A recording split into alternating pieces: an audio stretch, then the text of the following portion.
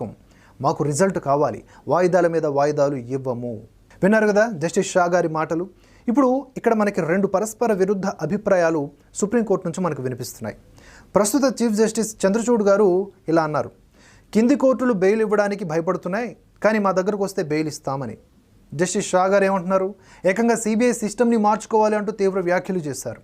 ఆర్థిక నేరాలు చేసిన వాళ్ళు ఏళ్ల తరబడి జైళ్లలో ఉండరు, కేసు దర్యాప్తు చేయడంలో ఆలస్యమయ్యే కొద్దీ నిందితులకి బెయిల్ ఇచ్చే అవకాశాలు మెరుగవుతూ వస్తాయి, ఎన్నాళ్ళని నిందితులు దర్యాప్తుని ప్రభావితం చేయగలరు అంటూ బెయిల్ రాకుండా అడ్డుకోగలరు. చివరికి బెయిల్ వస్తుంది, కానీ దర్యాప్తు జరుగుతూనే ఉంటుంది. నేరం జరిగినట్లు నిరూపించే ఆధారాలు సిబిఐ కానీ ఈడీ కానీ కోర్టు ముందు ఇవ్వలేవు. ఈడీ కేసులలో శిక్ష పడ్డ కేసుల సంఖ్య 0.5% మాత్రమే. సిబిఐ పెట్టిన కేసుల్లో శిక్ష పడ్డవి 5% లోపలే ఉన్నాయి. ఇప్పటి వరకు 10,000 కోట్ల రూపాయల మోసం జరిగితే దానిలో 80% ఎవరికో వెళ్ళిపోతుంది.